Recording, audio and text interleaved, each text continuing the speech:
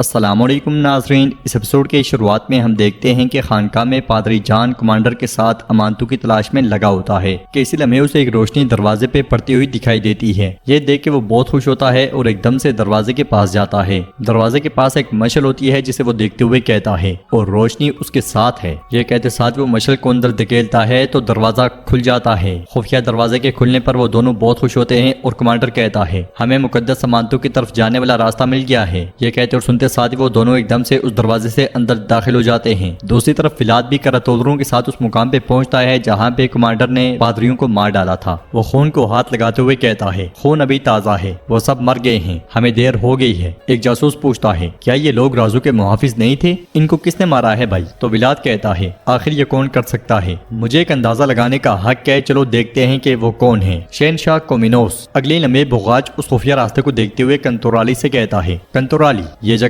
گہرائی میں جا رہی ہے۔ یہ سن کے کنتورالی کہتا ہے کہیں ایسا تو نہیں ہے کہ وہ ہم سے پہلے ہی انہیں ڈھونڈ چکے ہوں؟ یہ کہتے اور سنتے ساتھ وہ سب بھی خفیہ راستے سے اندر جاتے ہیں۔ آگے بڑھتے بڑھتے وہ ایک مقام پہ پہنچتے ہیں جہاں پہ صندوق کھلا پڑا ہوتا ہے۔ یہ دیکھ کر فیلاد کافی پریشان ہو جاتا ہے، اس لیے دو بازنطینی سپاہی وہاں پہنچ کر ان پہ حملہ کر دیتے ہیں، مگر فیلاد اکیلے ان دونوں کو جہنم واصل کر دیتا ہے۔ کنتورالی صندوق میں سے ڈبہ کھول کر دیکھتا ہے مگر وہ خالی ہوتا ہے اور وہ کہتا ہے لگتا ہے کہ وہ دستاویزات ہم سے پہلے ہی ڈھونڈ کر نکل گئے ہیں۔ یہ سن کر فیلاد کہتا ہے بہت خوب، چلو۔ یہ کہتے اور سنتے ساتھ وہ سب آگے بڑھ جاتے ہیں، جبکہ محل میں کومینوس پادری جان، یورگو اور کمانڈر کے ساتھ موجود ہوتا ہے۔ کومینوس کہتا ہے یہ کتنا مضحکہ خیز ہے پادری، کیا مطلب ہے کہ تمہارے پاس اس کاغذ کا آدھا نہیں ہے؟ تو پادری جان کہتا ہے جنہوں نے مقدس نشانیوں کو چھپایا تھا انہوں نے یقیناً اس تک پہنچنے کا راستہ پیچیدہ بنایا ہوگا۔ یورگو کہتا ہے عزت مآب، میرا خیال ہے کہ ہمیں کسی صاحب علم سے مشورہ کرنا چاہیے، ممکن ہے سب کچھ اسی کاغذ پر درج ہو مگر پادری جان اسے پڑھنے سے قاصر ہو۔ یہ سن کر کمانڈر غصے سے کہتا ہے یورگو کیا تم مجھے جھوٹا کہہ رہے ہو؟ کیا تمہارا مطلب ہے کہ ہم تم سے کچھ چھپا رہے ہیں؟ کومینوس ایک دم سے کہتا ہے جھگڑنا بند کرو، اگر پادری جان سچ کہہ رہا ہے اور کاغذ کا دوسرا حصہ قسطنطنیہ میں ہے تو ہمارا اس تک پہنچنا ناممکن ہے۔ یہ سن کر کمانڈر کہتا ہے تم ہمیں ایک ناممکن خواب کی وجہ سے ویٹیکن سے یہاں گھسیٹ لائے ہو۔ کومینوس غصے سے کہتا ہے ہمارے پاس راز کا آدھا حصہ موجود ہے، اگر پوپ میں اتنی جرت ہے تو وہ اپنی فوج بھیجے اور محمد سے دوسرا حصہ چھین لے۔ اس لیے ایک سپاہی آتا ہے اور کہتا ہے عزت مآب، ترکوں نے خانقاہ پر دعویٰ بوجھ دیا ہے۔ یہ سن کے وہ سب چونک جاتے ہیں اور کومینوس کہتا ہے کیا، کیسے؟ تو سپاہی کہتا ہے آپ کے حکم کے مطابق ہم نے خانقاہ کے چاروں طرف پہرے دار بٹھا دیے تھے، انہوں نے سب کو قتل کیا اور اندر گھس گئی۔ کومینوس کھڑے ہو کر غصے سے کہتا ہے تم چند آدمیوں کو بھی نہیں پکڑ سکے؟ تو سپاہی کہتا ہے جناب اندھیرا تھا، ہم ان کے نشانات کھو بیٹھے۔ مگر پادری جان مسکراتے ہوئے کہتا ہے آپ کاغذ کے دوسرے حصے کے لیے پوپ کو اپنی فوج قسطنطنیہ بھیجنے کی ضرورت بالکل نہیں ہے۔ یورگو پوچھتا ہے کہنا کیا چاہتے ہو؟ تو پادری جان کہتا ہے بظاہر ترک بھی اسی خزانے کے پیچھے ہیں، وہ دوسرا ٹکڑا خود ہمارے پاس لے کر آئیں گے۔ یہ سن کر کومینوس کمانڈر سے کہتا ہے مجھے وہ ترک زندہ چاہیے۔ یہ سنتے ساتھ ہی کمانڈر جانے لگتا ہے تو کومینوس اس سے کہتا ہے ایک بات یاد رکھنا، ان کی لاشیں میرے لیے بیکار ہیں۔ یہ سنتے ساتھ ہی کمانڈر چلا جاتا ہے۔ ناظرین اس کے بعد ہم دیکھتے ہیں کہ اسلامبول میں محمود پاشا سلطان سے کہتا ہے سلطان معظم ویٹیکن کا ایلچی کارلینو حاضر ہے۔ ویٹیکن کے ایلچی کارلینو کا ہمارے نئے نظام اور اصول استقبال کے مطابق خیر مقدم کیا جائے گا۔ کارلینو کو آپ کے ذاتی محافظ بلتاجی اور سربراہ دستہ ملیں گے، ساتھ ساتھ ہمیں باہر ایسا ہی منظر دکھایا جاتا ہے۔ محمود پاشا سلطان کو مزید بتاتے ہیں کہ ہم نے باب السلام دروازے سے باب سعادت تک سنگ آداب رکھوائے ہیں۔ یہ پتھر بتاتے ہیں کہ کافر ایلچی کو کہاں کھڑا ہونا چاہیے، ہر پتھر اس کافر کی حد ہے، ہر پتھر اس کا دائرہ ہے۔ محل کا داخلی دروازہ باب سعادت اسلام کی عظمت اور قوت کی نمائندگی کرتا ہے، لہٰذا ہر پتھر پر کافر ایلچی سربراہ دستے کے حکم پہ رکے گا۔ باہر ایلچی کے ساتھ بالکل وہی کچھ کیا جا رہا ہوتا ہے، سربراہ کے اشارے پر سپاہی ایلچی کو پتھر کے پاس جھکا دیتے ہیں۔ محمود پاشا مزید کہتے ہیں اور باب سعادت یعنی اہل ایمان کی طاقت کو سلام کرے گا۔ ایلچی کو کچھ قدم چھوڑا جاتا ہے، پھر پتھر کے پاس جھکایا جاتا ہے، پھر چھوڑا جاتا ہے، پھر پتھر کے آنے پہ جھکایا جاتا ہے۔ محمود پاشا مزید کہتے ہیں ہماری شان دنیا بھر میں آشکار ہے، جو کافر دشمنی کے ساتھ آئے گا اسے در پہ جھکنا ہی پڑے گا۔ کرتے کرتے ایلچی محل میں آ پہنچتا ہے۔ آخرکار ایلچی سمجھ جاتا ہے اور سیکھ جاتا ہے۔ آخری پتھر کے پاس پہنچتے ساتھ ہی سپاہیوں کے ہاتھ لگانے سے پہلے ہی اس کا سر جھکا ہوتا ہے۔ پھر وہ آگے بڑھتا ہے اور دروازے پہ کھڑے یوسف کے پاس جاتا ہے۔ محمود پاشا سلطان کو بتا رہے ہوتے ہیں جب ایلچی محل میں پہنچے گا تو اسے دربار کے خاص رئیس کی جانب سے تنبیہ کی جائے گی، وہ کہے گا کہ کوئی کافر گندے جوتوں سمیت مسلمان عثمانی سلطان کے حضور حاضر نہیں ہو سکتا۔ ایلچی کے لیے دوسرے جوتے رکھے جاتے ہیں اور وہ آگے بڑھ کر سلطان کے دیوان کے باہر آ پہنچتا ہے۔ اب اس پہ خوف بھرپور انداز میں طاری ہوتا ہے۔ محمود پاشا اس سے کہتے ہیں اب میری بات غور سے سنو ایلچی کارلینو، سب سے پہلے یہ کافرانہ ٹوپی اتار دو۔ ڈرتے ڈرتے ایلچی ایک دم سے ٹوپی اتار دیتا ہے۔ محمود پاشا اس سے کہتا ہے تم اندر جو کہو گے وہ سب کچھ مجھے کہو گے،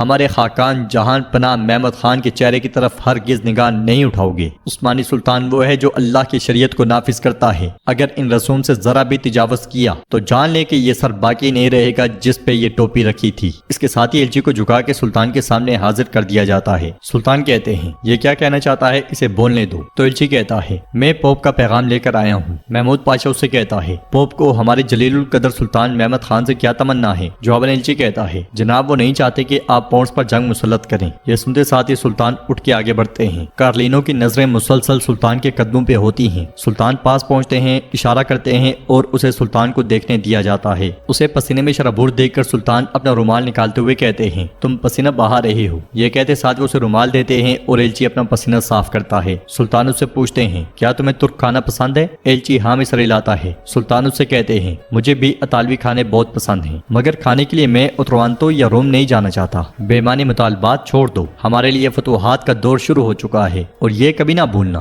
کہ ویٹیکن ہرگز ہمارے خلاف جنگ میں کامیاب نہیں ہو سکتا۔ اسلام کی فتوحات میں صرف تاخیر ہو سکتی ہے، شکست نہیں۔ پھر اسے جھنجھوڑتے ہوئے کہتے ہیں تمہیں بھوک لگی ہے نا؟ پھر سپاہیوں سے کہتے ہیں اسے بہترین کھانا پیش کرو۔ یہ کہتے ساتھ ہی سلطان واپس تخت پہ جا بیٹھتے ہیں اور اس سے کہتے ہیں تم اب واپس جا سکتے ہو۔ ناظرین اس کے بعد ہمیں اسفندیار اغلو کا علاقہ دکھایا جاتا ہے جہاں پہ سردار قاسم ابراہیم کے بیٹے سلیمان کو خوش آمدید کہتا ہے۔ پھر پیدری کو دیکھ کر پوچھتا ہے ہمارے پہلو میں یہ کافر سپاہی کون ہے؟ تو سلیمان کہتا ہے پونس کے بادشاہ کومینوس کے سرداروں میں سے ایک ہے۔ پیدری قاسم کہتا ہے ہم نے اس کا نام سنا ہے، تم پونس کی شہزادی سے نکاح کرو گی، میں تمہیں خوش و خرم ازدواجی زندگی کی دعا دیتا ہوں۔ سلیمان کہتا ہے قاسم صاحب ایسا نہیں ہوگا، عثمانی شہزادے بایزید نے میری دلہن کو اغوا کرنے کی کوشش کی ہے۔ سردار قاسم چونکتے ہوئے کھڑا ہو جاتا ہے اور کہتا ہے کیا بات کر رہے ہو؟ شہزادے بایزید کا وعدہ میری بیٹی سے طے پایا ہے، وہ ہمارا ہونے والا داماد ہے۔ تو سلیمان کہتا ہے آپ کے داماد نے ہمارے اتحاد میں خلل ڈالنے کے لیے پونس سے ہمارے رشتے پر بدنما دبا لگا کر شہزادی جولیا کو اپنے حرم کے لیے اغوا کرنے کی کوشش کی ہے۔ جب وہ شہنشاہ کومینوس کے سپاہیوں کا سامنا نہ کر سکا تو اس نے شہزادی کو مار ڈالا۔ سردار قاسم کہتا ہے مجھے یہ بات سمجھ نہیں آ رہی، جب اس نے ہمیں وعدہ دیا تھا۔ سلیمان اس کی بات کاٹتے ہوئے کہتا ہے یہ توہین صرف ہماری نہیں بلکہ آپ کی بھی ہے قاسم صاحب، انہوں نے ہمارے دامن کو خون سے داغدار کیا اور آپ کی عزت کو بھی پامال کیا۔ کیا وہ کسی سردار کی بیٹی نہیں تھی؟ ہاں قاسم صاحب، کیا آپ کی بیٹی کوئی ایسی شے ہے جسے وہ خرید و فروخت کرے جیسے کوئی چیز خریدی جاتی ہے اور اس کے ساتھ دوسری خاتون کو بھی لے آئے؟ سردار قاسم کہتا ہے سلیمان صاحب کیا یہ ممکن ہے کہ تم نے سنا ہو کہ میرے نئے رشتہ دار آ رہے ہیں اور تم بہتان لگا رہے ہو تاکہ ہماری اتحاد کو بگاڑ سکو؟ سلیمان کہتا ہے کرمان اغلو بدنامی سے نہیں بلکہ تلوار سے تعلق توڑتا ہے قاسم صاحب۔ سردار قاسم کہتا ہے وہ راستے میں ہے۔ یہ کہتے ساتھ وہ پلٹتا ہے تو سلیمان کہتا ہے میری بات ابھی ختم نہیں ہوئی، سب سے پہلے آپ مجھے سنیں گے۔ ہمارے یہاں آنے کا دوسرا مقصد آپ کو خبردار کرنا ہے، جبکہ آل عثمان نے ہم سے دشمنی مول لی ہے، اگر آپ نے آل عثمان کے ساتھ ذرا بھی ہاتھ ملا لیا تو رشتہ داری تو ایک طرف رہی، صرف تعاون بھی کیا تو آپ کرمان اغلو کے دشمن ہوں گے اور ہمارے غضب کا سامنا کریں گے۔ یہ کہتے ساتھ ہی سلیمان پیدری کے ساتھ چلا جاتا ہے۔ ناظرین اس کے بعد ہم دیکھتے ہیں کہ جنگل میں محمود پاشا بایزید اور باقیوں کے ساتھ موجود ہوتے ہیں۔ وہ آگے بڑھتے ہوئے اتماجہ سے پوچھتے ہیں بالی صاحب کہاں ہیں؟ تو اتماجہ کہتا ہے وہ شامل پاشا کے ساتھ جاسوسوں کو دیکھنے گئے ہیں پاشا۔ بایزید محمود پاشا کو بلاتا ہے اور اپنے پاس بٹھا لیتا ہے اور ان کے ساتھ کھانا بھی بانٹتا ہے۔ پھر ان سے کہتا ہے تو ثابت ہوا کہ میں آپ کے گمان سے کہیں زیادہ سخت جان ہوں صدر اعظم پاشا، کس سبب آپ نے میری موت کی آرزو کی یہ جاننے کو بےقرار ہوں، کیا یہ میرے بھائی کے مستقبل کی وجہ سے ہے؟ تو محمود پاشا کہتا ہے نہیں شہزادے، ہرگز نہیں، شہزادوں کے درمیان کسی ایک کا انتخاب کرنا میرا منصب نہیں ہے۔ بایزید کہتا ہے پھر کس سبب آپ نے میری جان لینے کی تائید کی؟ تو محمود پاشا کہتا ہے میرے شہزادے میں نے وہی کیا جس کا تقاضا میرا فرض تھا، نہ کم نہ زیادہ۔ بایزید پوچھتا ہے پاشا آپ کا فرض کیا ہے؟ ہمارے سلطان کو اس کے بیٹے اور سلطنت کے درمیان انتخاب پہ مجبور کرنا؟ محمود پاشا کہتا ہے ہرگز نہیں میرے شہزادے، میرا فرض ہے کہ سلطنت عثمانیہ کے مستقبل اور خوشحالی کو یقینی بناؤں۔ آپ کی نافرمانی نے ہمارے سلطان کے حکم کے خلاف ریاست کو مشکل میں ڈال دیا اور دشمنوں کو بہتان تراشنے کا موقع دیا، مجھے معاف فرمائیے میرے شہزادے، لیکن میں وہ شخص نہیں جس نے سلطان کو بیٹے اور سلطنت کے بیچ فیصلہ کرنے پہ مجبور کیا، یہ آپ خود تھے، میں اجازت چاہتا ہوں۔ یہ کہتے ساتھ ہی محمود پاشا اٹھ جاتا ہے۔ دوسری طرف سردار قاسم کی بیٹی گلپیرا خود بھی شادی کی تیاریوں میں مصروف ہوتی ہے، وہ کافی زیادہ خوش اور پرجوش دکھائی دیتی ہے۔ اس کی ماں اس کے پاس آ کر کہتی ہے گلپیرا میری پیاری بیٹی، یہ ہمارے داماد شہزادے بایزید کے لیے آپ کے بابا کی طرف سے خصوصی تحفہ ہے۔ تو گلپیرا کپڑے کو دیکھتے ہوئے کہتی ہے یہ سب سے حسین کپڑا ہے جو میں نے آج تک دیکھا ہے ماں۔ تو اس کی ماں کہتی ہے وہ اسفندیار اغلو قاسم صاحب کی سب سے قیمتی شے چھین کر لے جا رہا ہے، یہ کچھ بھی نہیں ہے میری جان، شاید تمہارا شوہر آئندہ سلطنت عثمانیہ کا سلطان بنے۔ تو وہاں والا سردار قاسم چلاتے ہوئے کہتا ہے اس کی سلطنت خاک میں ملے۔ یہ سن کے وہ دونوں دونوں بہت پریشان ہو جاتی ہیں اور اس کی بیوی پوچھتی ہے کیا ہوا، کیا کہہ رہی ہو، یہ غیظ و غضب کس بات کا ہے؟ تو سردار قاسم بیٹھتا ہے اور جہیز کے سامان کو دیکھتے ہوئے کہتا ہے یہ گند صاف کرو یہاں سے، اگر وہ آل عثمان ہے تو میں اسفندیاروغلو قاسم صاحب ہوں، کیا صرف اس لیے کہ وہ سلطنت ہے ہمیں رون ڈالیں گے؟ پھر اٹھتا ہے اور اپنی بیٹی کے پاس آتے ہوئے کہتا ہے کیا یہ میری بیٹی نہیں ہے خاتون؟ کیا یہ سردار کی بیٹی نہیں ہے؟ کیا یہ کسی غیر کی بیٹی ہے کہ جس کی بے حرمتی کا سوچیں اور یوں آسانی سے بے عزت کریں؟ اس کی خاتون کہتی ہے میرے سردار ہرگز نہیں، اپنے غصے کو تھامیں۔